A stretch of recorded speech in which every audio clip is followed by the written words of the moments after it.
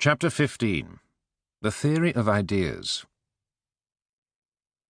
The middle of the Republic, from the later part of Book 5 to the end of Book 7, is occupied mainly with questions of pure philosophy, as opposed to politics. These questions are introduced by a somewhat abrupt statement. Until philosophers are kings, or the kings and princes of this world have the spirit and power of philosophy, and political greatness and wisdom meet in one, and those commoner natures who pursue either to the exclusion of the other are compelled to stand aside, cities will never have rest from these evils, no, nor the human race, as I believe, and then only will this, our state, have a possibility of life, and behold the light of day. If this is true, we must decide what constitutes a philosopher, and what we mean by philosophy. The consequent discussion is the most famous part of the Republic, and has perhaps been the most influential. It has, in parts, extraordinary literary beauty. The reader may disagree, as I do, with what is said, but cannot help being moved by it. Plato's philosophy rests on the distinction between reality and appearance, which was first set forth by Parmenides. Throughout the discussion, with which we are now concerned, Parmenidean phrases and arguments are constantly recurring. There is, however, a religious tone about reality, which is rather Pythagorean than Parmenidean, and there is much about mathematics and music which is directly traceable to the disciples of Pythagoras. This combination of the logic of Parmenides with the otherworldliness of Pythagoras and the Orphics produced a doctrine which was felt to be satisfying to both the intellect and the religious emotions. The result was a very powerful synthesis, which, with various modifications, influenced most of the great philosophers, down to and including Hegel. But not only philosophers were influenced by Plato. Why did the Puritans object to the music and painting and gorgeous ritual of the Catholic Church? You will find the answer in the 10th book of the Republic. Why are children in school compelled to learn arithmetic? The reasons are given in the 7th book. The following paragraphs summarize Plato's theory of ideas. Our question is, what is a philosopher? The first answer is in accordance with etymology. A philosopher is a lover of wisdom, but this is not the same thing as a lover of knowledge, in the sense in which an inquisitive man may be said to love knowledge. Vulgar curiosity does not make a philosopher. The definition is therefore amended. The philosopher is a man who loves the vision of truth. But what is this vision? Consider a man who loves beautiful things, who makes a point of being present at new tragedies, seeing new pictures, and hearing new music. Such a man is not a philosopher because he loves only beautiful things, whereas the philosopher loves beauty in itself. The man who only loves beautiful things is dreaming, whereas the man who knows absolute beauty is wide awake. The former has only opinion. The latter has knowledge. What is the difference between knowledge and opinion? The man who has knowledge of something, that is to say, of something that exists, for what does not exist is nothing. This is reminiscent of Parmenides. Thus, knowledge is infallible, since it is logically impossible for it to be mistaken. But opinion can be mistaken. How can this be? Opinion cannot be of what is not, for that is impossible, nor of what is, for then it would be knowledge. Therefore, opinion must be of what both is and is not. But how is this possible? The answer is that particular things always partake of opposite characters. What is beautiful is also in some respects ugly. What is just is in some respects unjust, and so on. All particular sensible objects, so Plato contends, have this contradictory character. They are thus intermediate between being and not being, and are suitable as objects of opinion, but not of knowledge. But those who see the absolute and eternal and immutable may be said to know, and not to have opinion only. Thus we arrive at the conclusion that opinion is of the world presented to the senses, whereas knowledge is of a supersensible eternal world. For instance, opinion is concerned with particular beautiful things, but knowledge is concerned with beauty in itself. The only argument advanced is that it is self-contradictory to suppose that a thing can be both beautiful and not beautiful, or both just and not just, and that nevertheless particular things seem to combine such contradictory characters. Therefore, particular things are not real. Heraclitus had said, "We step and do not step into the same rivers. We are and are not." By combining this with Parmenides, we arrive at Plato's result. There is, however, something of great importance in Plato's doctrine which is not traceable to his predecessors, and that is the theory of ideas, or forms. This theory is partly logical, partly metaphysical. The logical part has to do with the meaning of general words. There are many individual animals of whom we can truly say, "This is a cat." What do we mean by the word cat? Obviously something different from each particular cat. An animal is a cat, it would seem, because it participates in a general nature common to all cats. Language cannot get on without general words such as cat, and such words are evidently not meaningless. But if the word cat means anything, it means something which is not this or that cat, but some kind of universal cattiness. This is not born when a particular cat is born, and does not die when it dies. In fact, it has no position in space or time. It is eternal. This is the logical part of the doctrine. The arguments in its favour, whether ultimately valid or not, are strong, and quite independent of the metaphysical part of the doctrine. According to the metaphysical part of the doctrine, the word cat means a certain ideal cat, the cat, created by God and unique. Particular cats partake of the nature of the cat, but more or less imperfectly. It is only owing to this imperfection that there can be many of them. The cat is real. Particular cats are only apparent. In the last book of the Republic, as a preliminary to a condemnation of painters, there is a very clear exposition of the doctrine of ideas or forms. Here Plato explains that whenever a number of individuals have a common name, they have also a common idea or form. For instance, though there are many beds, there is only one idea or form of a bed. Just as the reflection of a bed in a mirror is only apparent and not real, so the various particular beds are unreal, being only copies of the idea, which is the one real bed, and is made by God. Of this one bed, made by God, there can be knowledge, but in respect of the many beds made by carpenters, there can be only opinion. The philosopher, as such, will be interested only in the one ideal bed, not in the many beds found in the sensible world. He will have a certain indifference to ordinary mundane affairs. How can he who has magnificence of mind, and is the spectator of all time and all existence, think much of human life? The youth who is capable of becoming a philosopher will be distinguished among his fellows as just and gentle, fond of learning, possessed of a good memory and a naturally harmonious mind. Such a one shall be educated into a philosopher and a guardian. At this point, Adimantus breaks in with a protest. When he tries to argue with Socrates, he says he feels himself led a little astray at each step, until in the end all his former notions are turned upside down. But whatever Socrates may say, it remains the case, as anyone can see, that people who stick to philosophy become strange monsters, not to say utter rogues. Even the best of them are made useless by philosophy.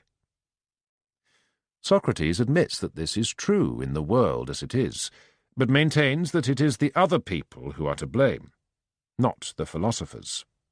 In a wise community, the philosophers would not seem foolish. It is only among fools that the wise are judged to be destitute of wisdom. What are we to do in this dilemma? There were to have been two ways of inaugurating our republic, by philosophers becoming rulers, or by rulers becoming philosophers. The first way seems impossible as a beginning, because in a city not already philosophic, the philosophers are unpopular. But a born prince might be a philosopher, and one is enough. Let there be one man who has a city obedient to his will, and he might bring into existence the ideal polity about which the world is so incredulous. Plato hoped that he had found such a prince in the younger Dionysius, tyrant of Syracuse, but the young man turned out disappointingly. In the 6th and 7th books of the Republic, Plato is concerned with two questions. First, what is philosophy? Second, how can a young man or woman of suitable temperament be so educated as to become a philosopher? Philosophy for Plato is a kind of vision, the vision of truth. It is not purely intellectual, it is not merely wisdom, but love of wisdom. Spinoza's intellectual love of God is much the same intimate union of thought and feeling. Everyone who has done any kind of creative work has experienced, in a greater or less degree, the state of mind in which, after long labour, truth or beauty appears, or seems to appear in a sudden glory. It may be only about some small matter, or it may be about the universe. The experience is, at the moment, very convincing. Doubts may come later, but at the time there is utter certainty. I think most of the best creative work, in art, in science, in literature, and in philosophy, has been the result of such a moment. Whether it comes to others, as to me, I cannot say. For my part, I have found that when I wish to write a book on some subject, I must first soak myself in detail, until all the separate parts of the subject matter are familiar. Then, some day, if I am fortunate, I perceive the whole, with all its parts duly interrelated. After that, I only have to write down what I have seen. The nearest analogy is first walking all over a mountain in a mist until every path and ridge and valley is separately familiar, and then, from a distance, seeing the mountain whole and clear in bright sunshine. This experience, I believe, is necessary to good creative work, but it is not sufficient. Indeed, the subjective certainty that it brings with it may be fatally misleading. William James describes a man who got the experience from laughing gas. Whenever he was under its influence, he knew the secret of the universe. But when he came to, he had forgotten it. At last, with immense effort, he wrote down the secret before the vision had faded. When completely recovered, he rushed to see what he had written. It was, "A smell of petroleum prevails throughout." What seems like sudden insight may be misleading, and must be tested soberly when the divine intoxication has passed. Plato's vision, which he completely trusted at the time when he wrote the Republic, needs ultimately the help of a parable, the parable of the cave, in order to convey its nature to the reader. But it is led up to by various preliminary discussions designed to make the reader see the necessity of the world of ideas. First, the world of the intellect is distinguished from the world of the senses. Then intellect and sense-perception are in turn each divided into two kinds. The two kinds of sense-perception need not concern us. The two kinds of intellect are called, respectively, reason and understanding. Of these, reason is the higher kind. It is concerned with pure ideas, and its method is dialectic. Understanding is the kind of intellect that is used in mathematics. It is inferior to reason in that it uses hypotheses which it cannot test. In geometry, for example, we say, "Let ABC be a rectilinear triangle." It is against the rules to ask whether ABC really is a rectilinear triangle, although, if it is a figure that we have drawn, we may be sure that it is not, because we cannot draw absolutely straight lines. Accordingly, mathematics can never tell us what is, but only what would be if... There are no straight lines in the sensible world. Therefore, if mathematics is to have more than hypothetical truth, we must find evidence for the existence of supersensible straight lines in a supersensible world. This cannot be done by the understanding, but according to Plato, it can be done by reason, which shows that there is a rectilinear triangle in heaven, of which geometrical propositions can be affirmed categorically, not hypothetically. There is at this point a difficulty which seems to have escaped Plato's notice, although it was evident to modern idealistic philosophers.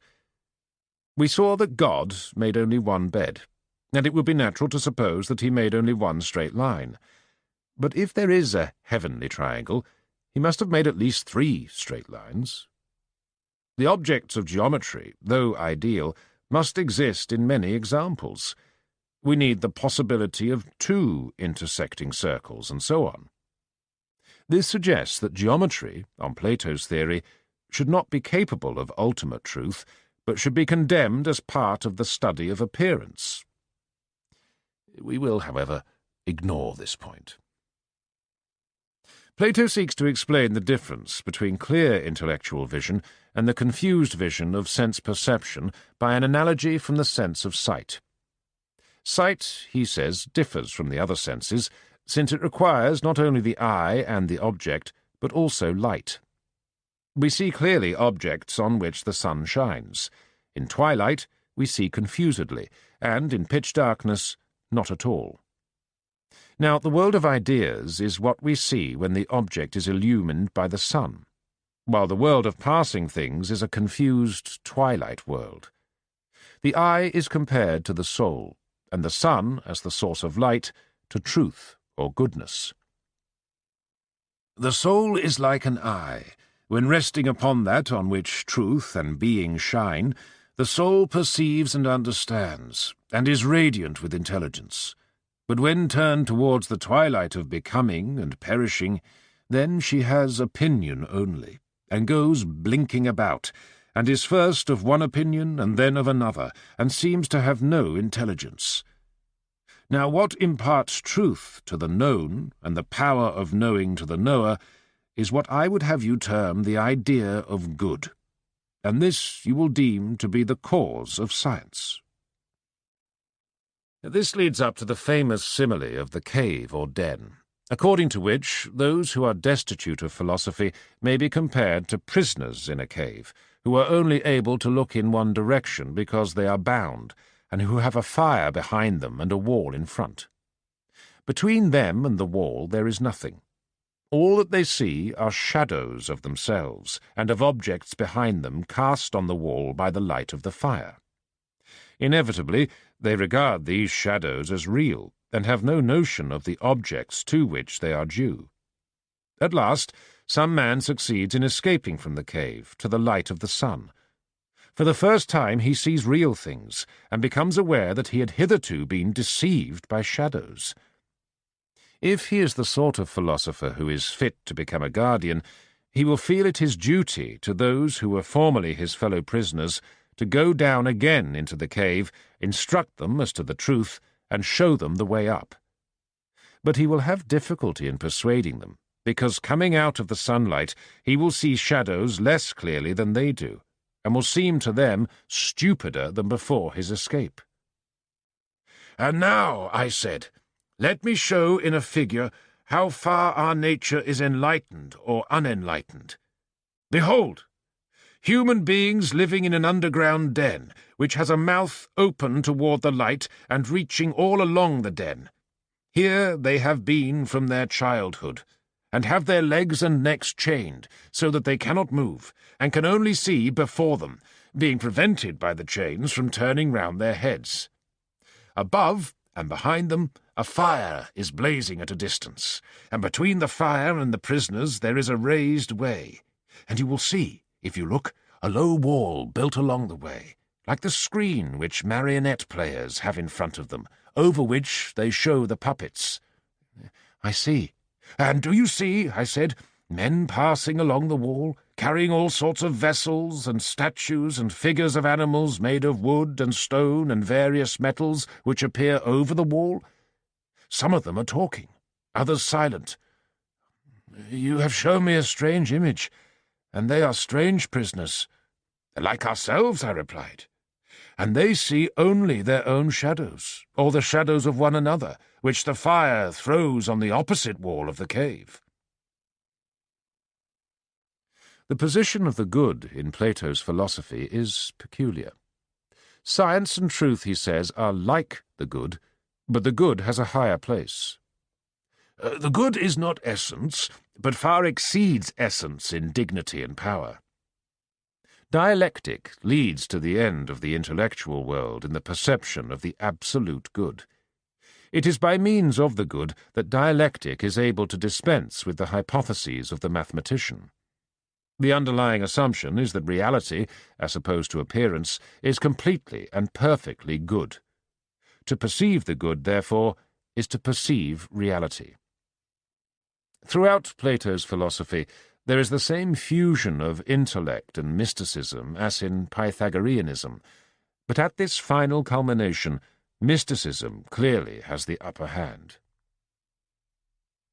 Plato's doctrine of ideas contains a number of obvious errors, but in spite of these it marks a very important advance in philosophy, since it is the first theory to emphasize the problem of universals, which in varying forms has persisted to the present day.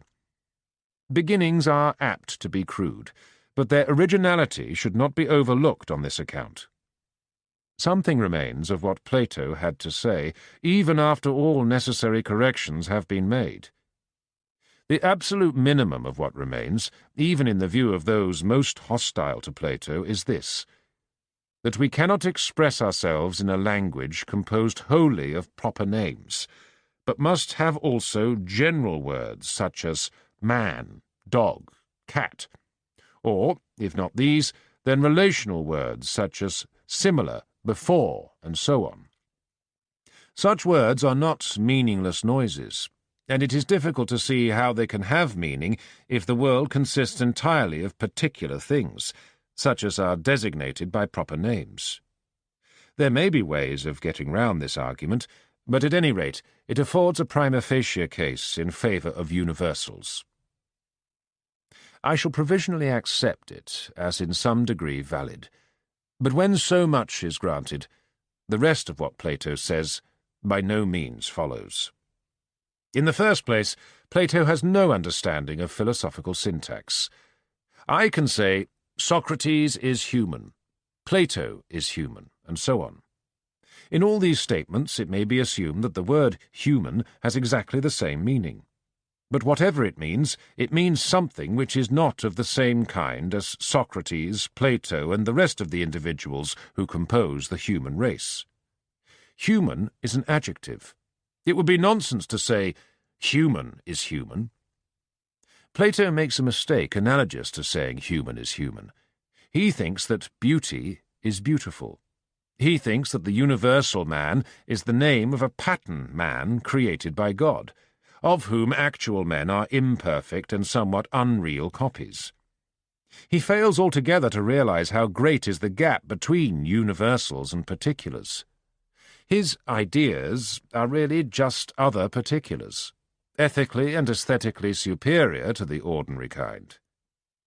He himself at a later date began to see this difficulty, as appears in the Parmenides, which contains one of the most remarkable cases in history of self-criticism by a philosopher.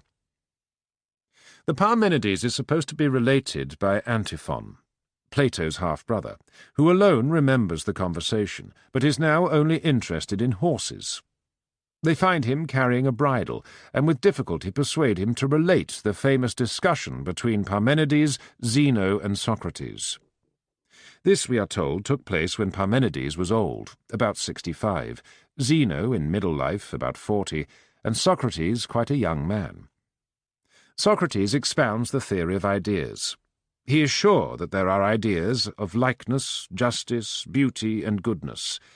He is not sure that there is an idea of man, and he rejects with indignation the suggestion that there could be ideas of such things as hair, and mud and dirt, though, he adds, there are times when he thinks that there is nothing without an idea. He runs away from this view because he is afraid of falling into a bottomless pit of nonsense. "Yes, Socrates," said Parmenides, "that is because you are still young. The time will come, if I am not mistaken, when philosophy will have a firmer grasp of you, and then you will not despise even the meanest things." Socrates agrees that, in his view, there are certain ideas of which all other things partake, and from which they derive their names. That similars, for example, become similar, because they partake of similarity, and great things become great because they partake of greatness, and that just and beautiful things become just and beautiful because they partake of justice and beauty. Parmenides proceeds to raise difficulties. A. Does the individual partake of the whole idea, or only of a part? To either view there are objections. If the former, one thing is in many places at once. If the latter, the idea is divisible, and a thing which has a part of smallness will be smaller than absolute smallness, which is absurd. B. When an individual partakes of an idea, the individual and the idea are similar. Therefore there will have to be another idea, embracing both the particulars and the original idea. And there will have to be yet another, embracing the particulars and the two ideas, and so on ad infinitum. Thus every idea, instead of being one, becomes an infinite series of ideas. This is the same as Aristotle's argument of the third man. C.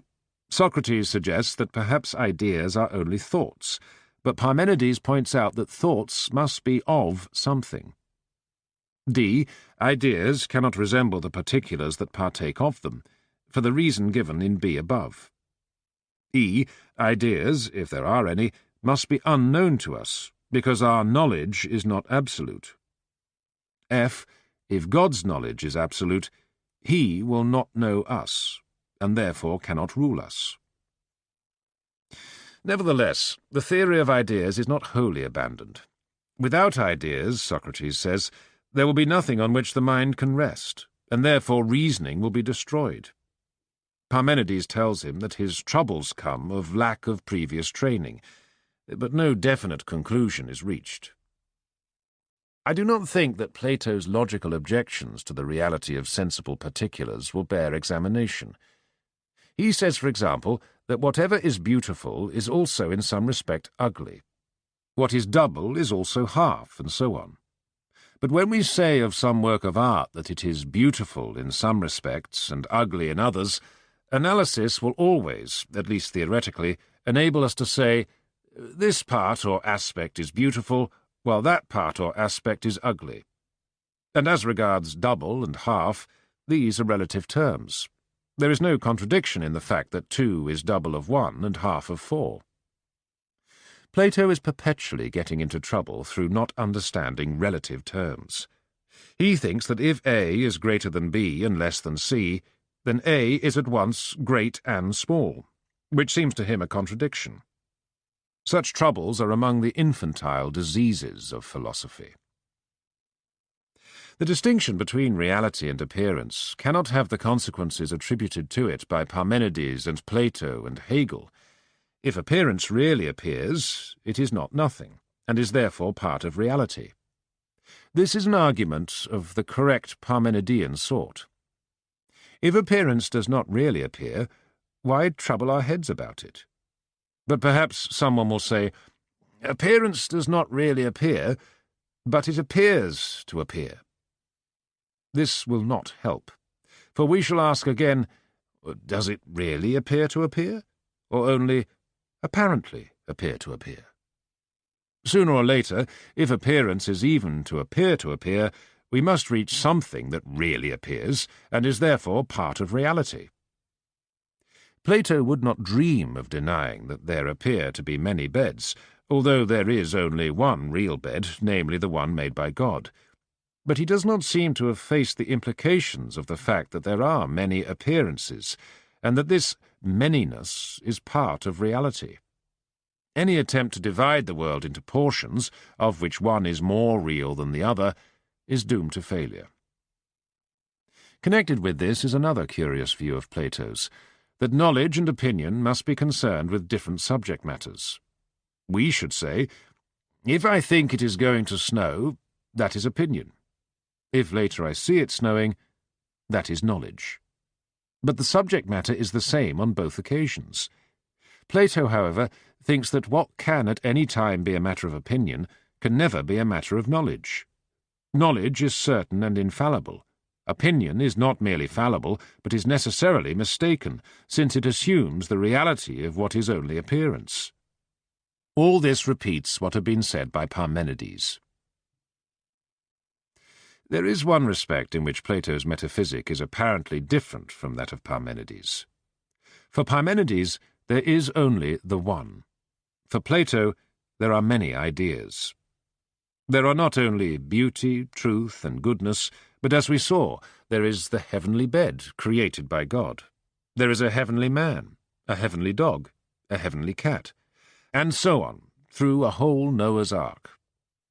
All this, however, seems in the Republic to have been not adequately thought out. A Platonic idea or form is not a thought, though it may be the object of a thought. It's difficult to see how God can have created it, since its being is timeless, and he could not have decided to create a bed unless his thought, when he decided, had for its object that very Platonic bed which we are told he brought into existence. What is timeless must be uncreated. We come here to a difficulty which has troubled many philosophic theologians. Only the contingent world, the world in space and time, can have been created.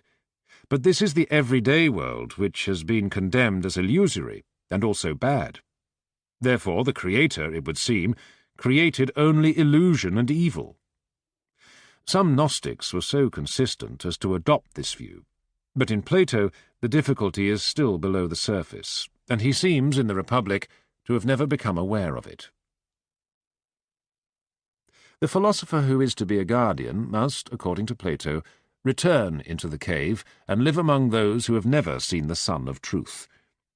It would seem that God himself, if he wishes to amend his creation, must do likewise. A Christian Platonist might so interpret the Incarnation. But it remains completely impossible to explain why God was not content with the world of ideas. The philosopher finds the cave in existence and is actuated by benevolence in returning to it. But the Creator, if he created everything, might, one would think, have avoided the cave altogether. Perhaps this difficulty arises only from the Christian notion of a Creator, and is not chargeable to Plato, who says that God did not create everything, but only what is good. The multiplicity of the sensible world on this view would have some other source than God, and the ideas would perhaps be not so much created by God as constituents of his essence. The apparent pluralism involved in the multiplicity of ideas would thus not be ultimate. Ultimately, there is only God, or the good, to whom the ideas are adjectival. This, at any rate, is a possible interpretation of Plato. Plato proceeds to an interesting sketch on the education proper to a young man who is to be a guardian. We saw that the young man is selected for this honour on the ground of a combination of intellectual and moral qualities.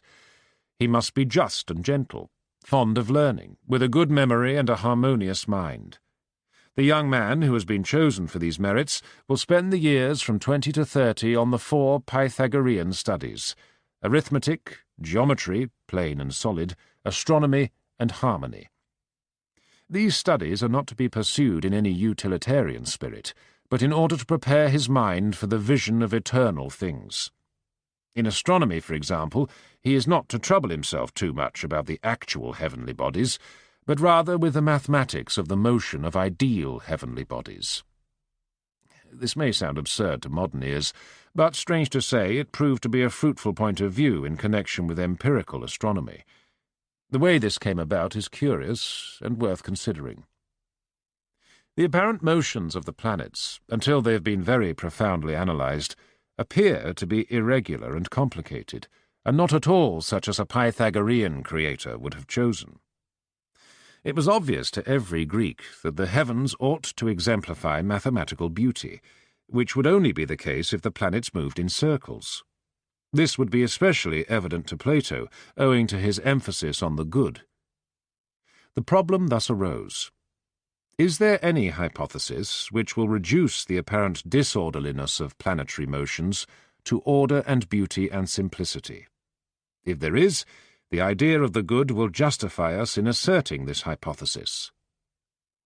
Aristarchus of Samos found such a hypothesis, that all the planets, including the Earth, go round the sun in circles. This view was rejected for 2,000 years, partly on the authority of Aristotle, who attributes a rather similar hypothesis to the Pythagoreans. It was revived by Copernicus, and its success might seem to justify Plato's aesthetic bias in astronomy. Unfortunately, however, Kepler discovered that the planets move in ellipses, not in circles, with the sun at a focus, not at the centre. Then Newton discovered that they do not move even in exact ellipses, and so the geometrical simplicity sought by Plato, and apparently found by Aristarchus of Samos, proved in the end illusory. This piece of scientific history illustrates a general maxim, that any hypothesis, however absurd, may be useful in science, if it enables a discoverer to conceive things in a new way, but that, when it has served this purpose by luck, it is likely to become an obstacle to further advance.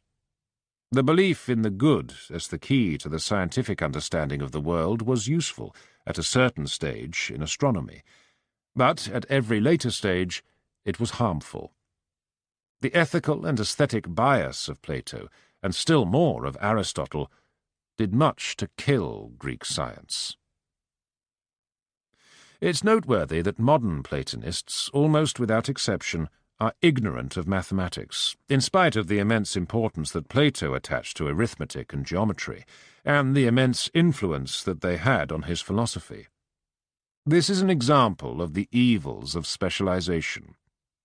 A man must not write on Plato unless he has spent so much of his youth on Greek as to have had no time for the things that Plato thought important.